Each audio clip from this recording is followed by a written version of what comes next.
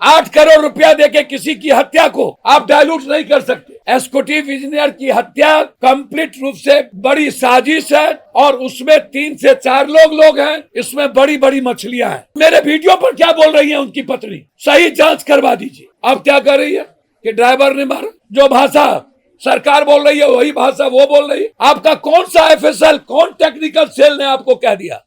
जब पोस्टमार्टम नहीं आया, जब कोई सीसीटीवी फुटेज नहीं है, वहां आधार क्या था आईजी साहब का? निश्चित रूप से उस मर्डर में ड्राइवर के साथ और भी लोग होंगे। एग्जीक्यूटिव इंजीनियर की हत्या, मैं 3 बात कहूंगा। पहला, उनकी पत्नी का बयान बिल्कुल कि हमारे पति को मारा, विधायक के फोन आते थे, हमसे पैसे मांगे जाते थे और फिर उसके बाद उसको दिग्भ्रमित करना।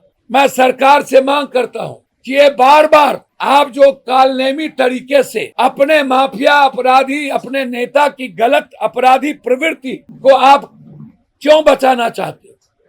आप अपने सरकार के में जो अपराधी है उसको क्यों बचाना चाहते हो? एग्जीक्यूटिव इंजीनियर की हत्या कंप्लीट रूप से बड़ी साजिश है और उसमें 3 से 4 लोग हैं। पोस्टमार्टम में कई जगह चोट है। एक ड्राइवर, किस आधार पर ड्राइवर को आप कहोगे? ना तो ड्राइवर का कन्वर्सेशन है, ना तो टेलीफोन का कोई आदान प्रदान है, ना एक ड्राइवर गाड़ी नदी में गिरा करके वो मार सकता है अकेले, और अकेले किसी को नहीं मार सकता।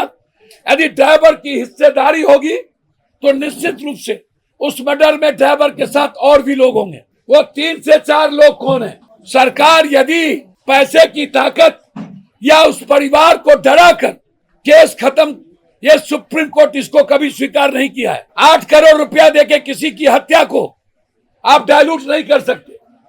यदि कोई 8 करोड़ रुपया अपने जीवन के लिए मांग रहा है, वो उसकी स्वतंत्रता है। हम उस दिन गए थे, उन्होंने मुझसे कही थी उसकी पत्नी ने, उसके भाई मतलब उनके साले इस केस को डायलूट किया है। उसके साले ने हमसे, वो कह रहे हैं, मेरे वीडियो में देख लीजिए, आप अपने बच्चों को मत आने दो बिहार। हम इस जन्म में बिहार नहीं आने देंगे, ना ही मैं अपने पूरा परिवार को लेके बिहार से जा रहा हूं। उसका भाई, और मेरे वीडियो पर क्या बोल रही है उनकी पत्नी, सही जांच करवा दीजिए। अब क्या कर रही है कि ड्राइवर ने मारा। जो भाषा सरकार बोल रही है वही भाषा वो बोल रही है। मेरा क्लियर है, एग्जीक्यूटिव इंजीनियर की हत्या विधायक करवाया या नहीं करवाया, ये पप्पू यादव का सवाल नहीं है। पहले विधायक का नाम उनकी पत्नी ने ली प्रेमा फैसी में, और आप 1 घंटे के अंदर आपने यह कैसे कह दिया कि ड्राइवर ने मार दिया? आपका कौन सा एफएसएल, कौन टेक्निकल सेल ने आपको कह दिया? जब पोस्टमार्टम नहीं आया, जब कोई सीसीटीवी फुटेज नहीं है, वहां आधार क्या था आईजी साहब का? वो अच्छे अफसर हो सकते हैं, लेकिन वो सरकार के दबाव में बात किए। आधार क्या था 1 घंटे 2 घंटे के अंदर खुलासा करने की?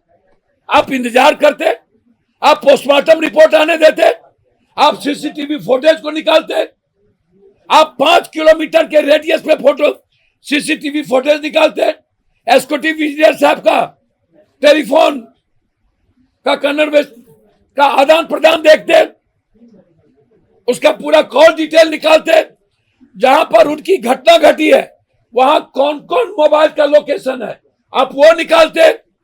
ना तो आपने मोबाइल लोकेशन निकाला, ना तो उनके आदान प्रदान कॉल डिटेल निकाला, ना तो सीसीटीवी फुटेज निकाला, ना पोस्टमार्टम हुई।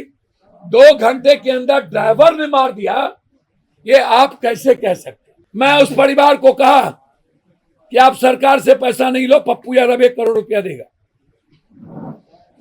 मैंने तो कहा पूरे भारत के जीएनजी को 50-50 हजार रुपया जो परिवार मरे हैं उसको, और 25,000 जिसको तंग किया गया उसको।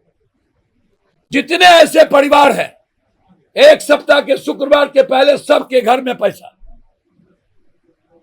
जंतर मंतर पर जितने दुकान को लूटा है, सबकी मदद पप्पू यादव की तरफ से 50-50 हजार रुपये। ये लोभ और डरा कर केस को डाइवर्ट करना, इसलिए सीबीआई इंक्वायरी के साथ हम चाहेंगे हाईकोर्ट के मॉनिटरिंग में यह केस की जांच हो।